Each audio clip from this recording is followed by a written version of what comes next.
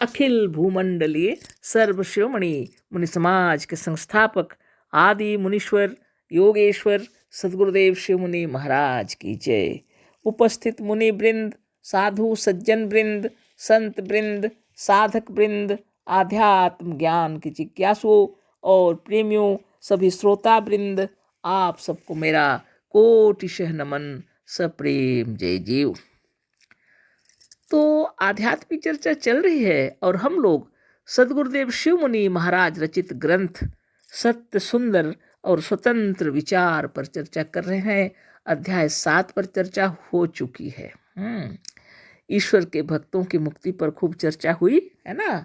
आज हम लोग अध्याय 8 पर चर्चा करेंगे। तो यह जो पाठ है अद्भुत है। पढ़ने से बहुत पीड़ा महसूस हो रही है।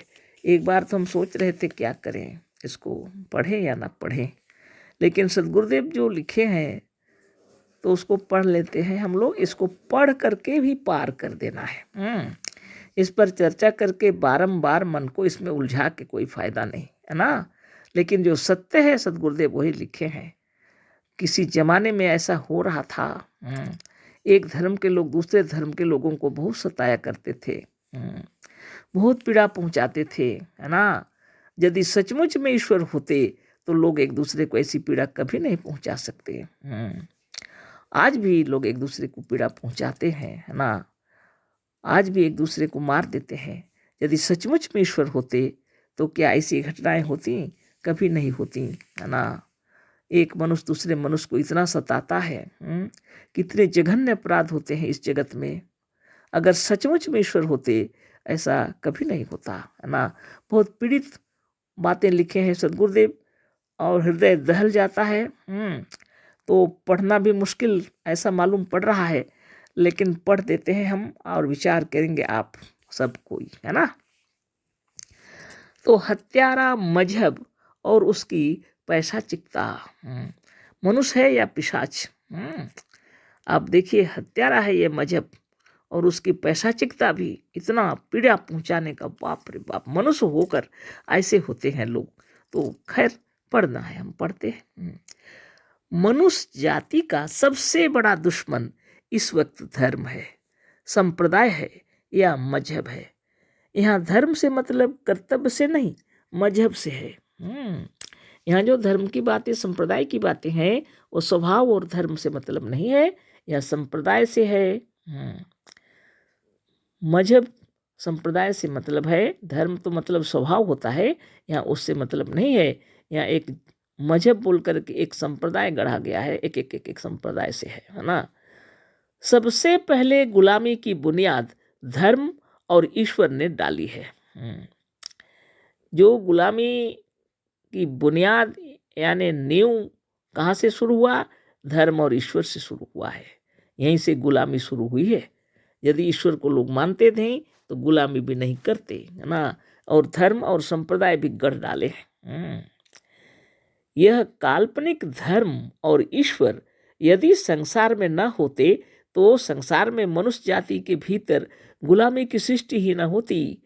गुलामी किसे कहते हैं इसे लोग जानते ही नहीं। घुटने टेक कर प्रार्थना करना, भीख और दान मांगना, दूसरे के भरोसे पर रहना, स्वावलंबन और आत्म गौरव को अत्यंत तुच्छ समझना, अपने को नाचीज, सेवक, भक्त और गुलाम समझना और अनहोनी तथा अत्यंत झूठी बातों पर भी विश्वास कर लेना, इस संसार में मनुष्य जाति को किसने सिखाया? हम कहते हैं मजहब ने, धर्म ने और ईश्वर के पुजारियों ने। इन बातों को हमने अपने पिछले लेखों और अपनी बनाई हुई पुस्तकों में खूब विस्तार के साथ सिद्ध किया है।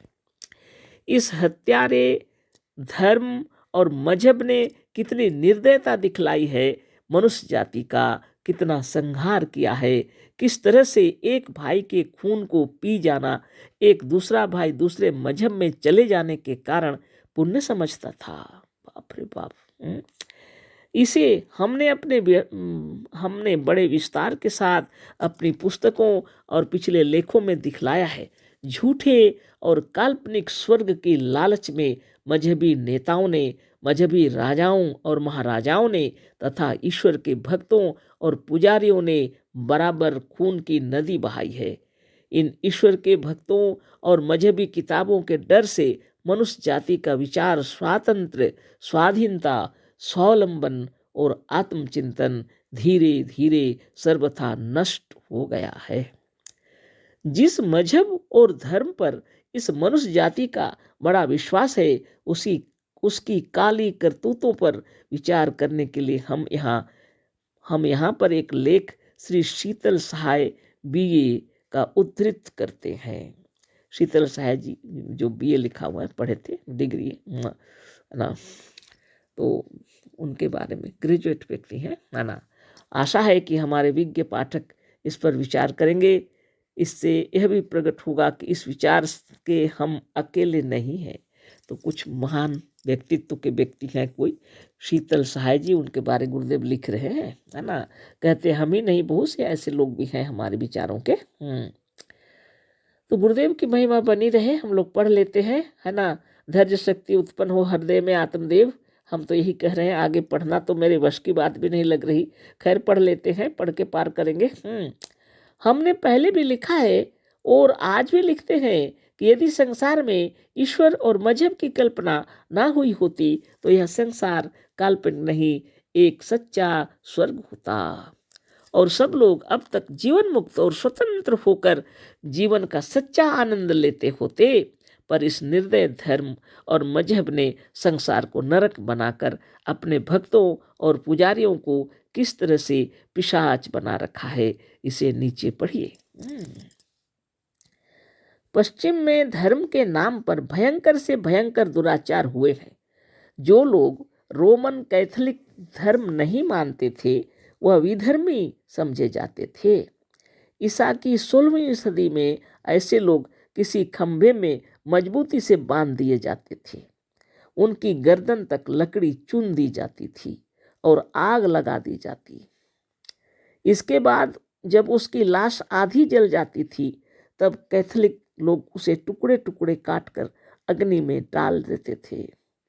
केवल स्पेन देश में 2000 से 8000 तक आदमी इस धर्म के नाम पर भस्म किए गए हैं। अक्सर ऐसा भी होता था कि विधर्मी की लाश कब्र से खोदकर उसे सड़कों पर घसीटते फिरते थे और अंत में उसे जला देते थे। रोमन कैथोलिक प्रोटेस्टेंट जाति पर इस प्रकार का अत्याचार करते थे और प्रोटेस्टेंट रोमन कैथोलिक जाति पर। सोचिए, ये दोनों धर्म के महान लोग हैं, धार्मिक। अब विचार कीजिए। आगे पढ़ते हैं। अगर सचमुच ईश्वर होते तो क्या ऐसा होता? कोई कर सकता? नहीं ना। इतना अत्याचार कभी नहीं करना चाहिए। जीवित व्यक्ति को इतना कष्ट दिए तो दिए, उसके मरने के बाद उसको जो कब्र में दफनाया गया है उसको भी खींच करके इधर उधर ले जाना, किसी को इतना अपमानित करना, और क्या है? यह धर्म है? इतना अत्याचार। आगे पढ़ते हैं। अत्याचार करने के अनेक प्रकार के हथियार होते थे। कुछ दिन हुए इंग्लैंड के एक लॉर्ड ने उस जमाने के अत्याचार करने के अनेक अस्त्र शस्त्रों की नुमाइश की थी। 650 किस्म के हथियारों की सूची तैयार की गई थी।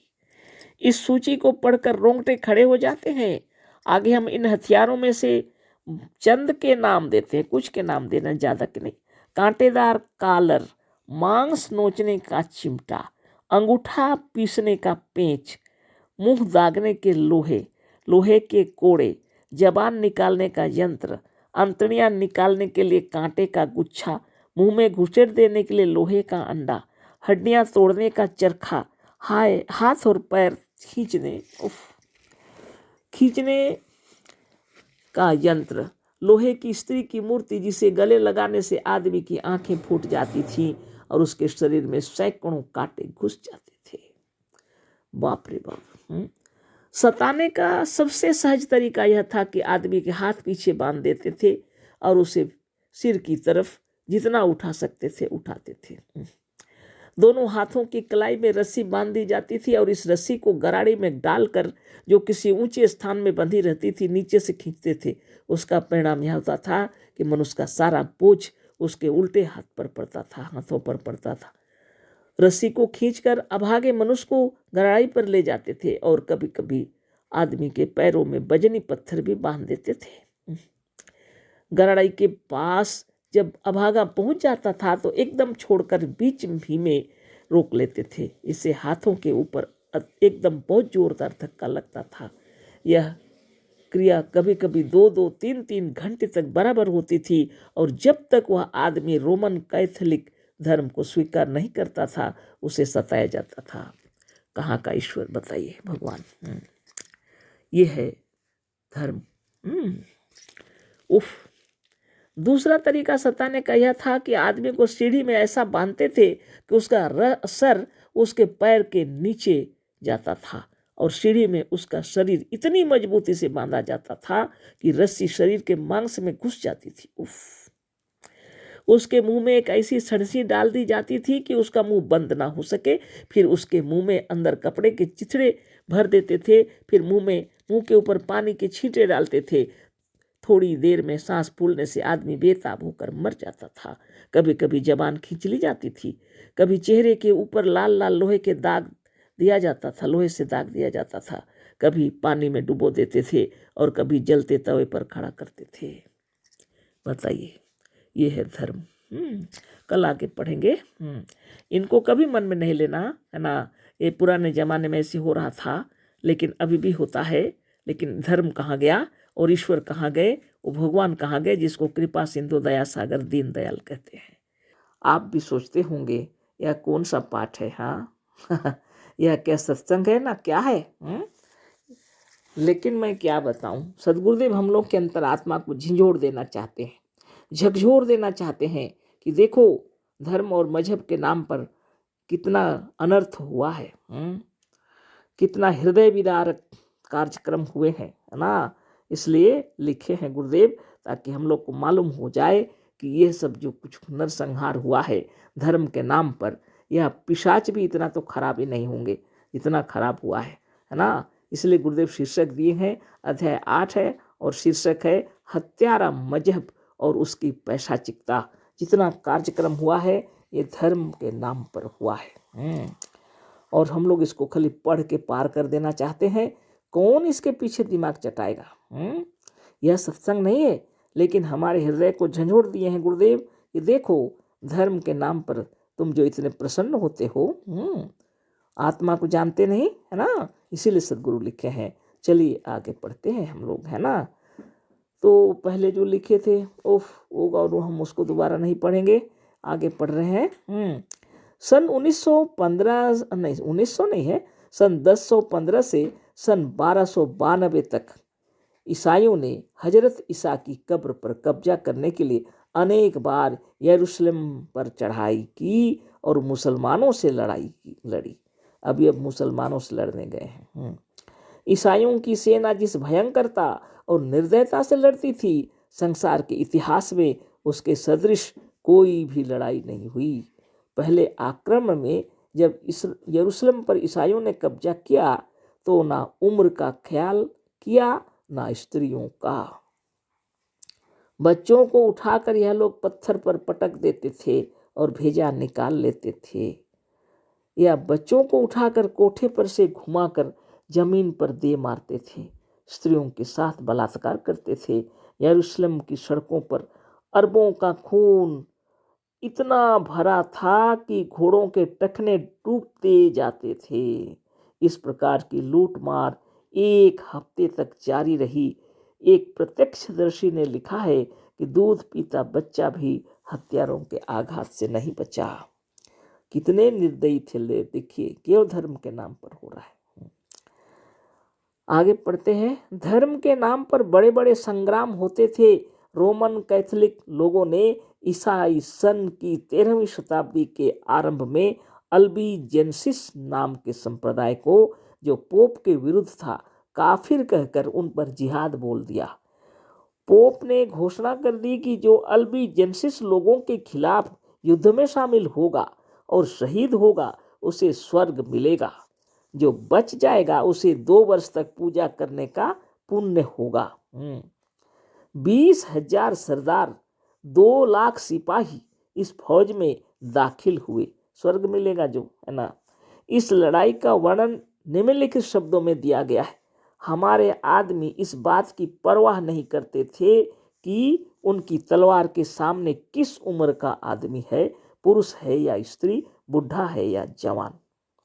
इस सेना ने इस प्रकार 20,000 आदमी अल्बिजेंसिस के कत्ल किए, शहर को लूट लिया और उसे जला दिया। यह है देखिए स्वर्ग का लालच।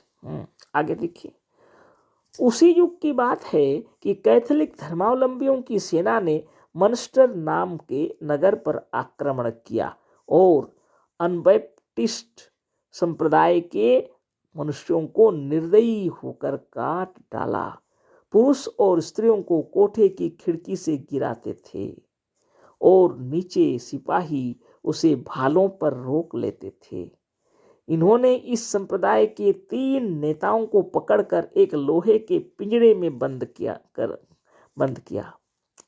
गरम गरम लोहे की सलाखों से उनको दागा, उनकी जबानें जड़ से उखाड़ ली और अंत में इन्हें फरसे से मार डाला।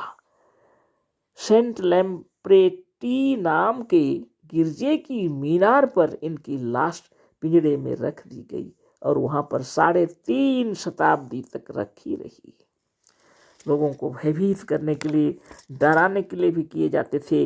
जो मार दिए गए वो तो सता के मार दिए गए, ऊपर से ये सब पिंजरे में रखे हैं। बताइए 3.5 शताब्दी तक रखे रहे, कितने लोग भयभीत हो गए।